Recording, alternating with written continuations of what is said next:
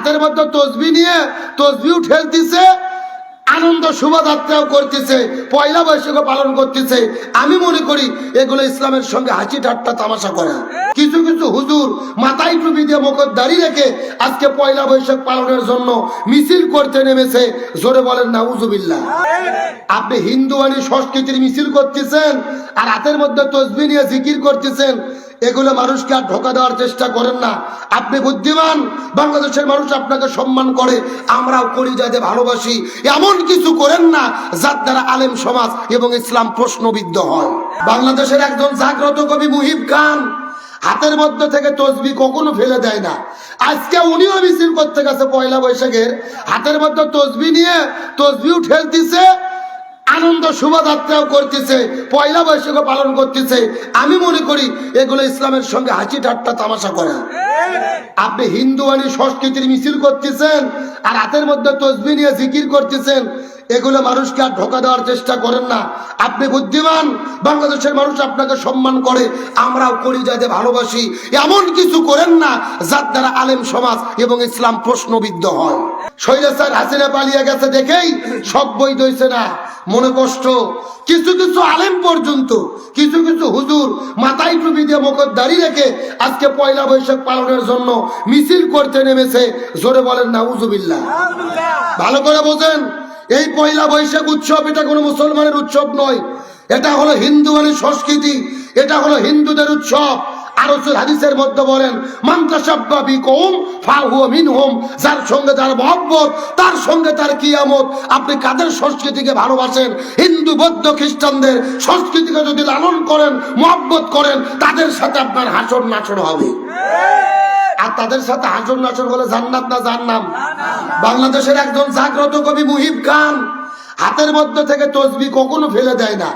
আজকে উনিও মিছিল করতে গেছে পয়লা বৈশাখের, হাতের মধ্যে তসবি নিয়ে তসবিও ঠেলতেছে, আনন্দ শোভাযাত্রাও করতেছে, পয়লা বৈশাখও পালন করতেছে। আমি মনে করি এগুলো ইসলামের সঙ্গে হাসি ঠাট্টা তামাশা করা। আপনি হিন্দুয়ানি সংস্কৃতির মিছিল করতেছেন আর হাতের মধ্যে তসবি নিয়ে জিকির করতেছেন।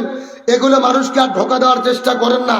আপনি বুদ্ধিমান, বাংলাদেশের মানুষ আপনাকে সম্মান করে, আমরাও কলিজাতে ভালোবাসি। এমন কিছু করেন না যার দ্বারা আলেম সমাজ এবং ইসলাম প্রশ্নবিদ্ধ হয়। এতদিন তো বাংলাদেশের মানুষ জানতো পয়লা বৈশাখ হলো হিন্দুদের কাজ।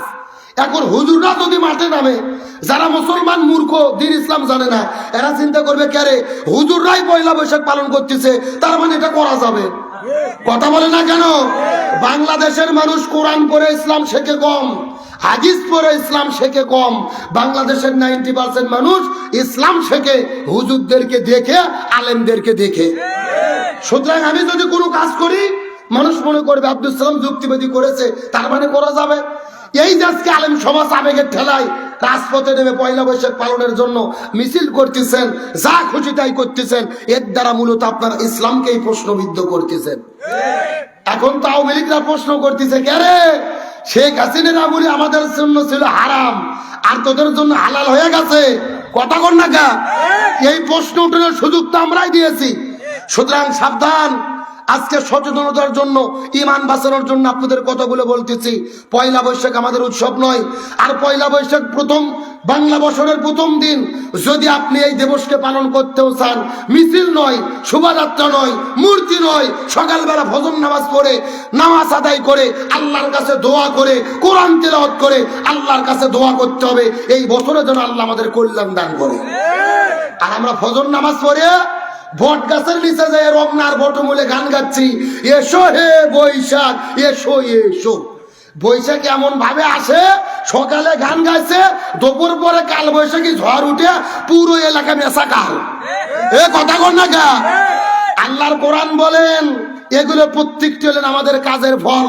জাহারাল ফাসাদু ফিল বাররি ওয়াল বাহরি বিমা কাসাবাত আইদিন নাস। জলে এবং স্থলে যত বিপর্যয় ঘটে সব হলো মানুষের দুই হাতের কামাই।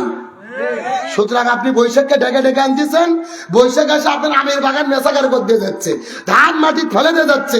আমাদের তো উচিত যদি আল্লাহর কাছে দোয়া করতে হয়, বছরের প্রথম দিন 2 রাকাত নামাজ পড়ি, কোরআন তিলাওয়াত করি। এই যে আজকে এত সুন্দর আয়োজন, কোরআনের মাহফিল আয়োজন করেছেন, আমরা মাহফিল শেষে দোয়া করব আল্লাহ যেন এই বছরে কল্যাণ দান করে।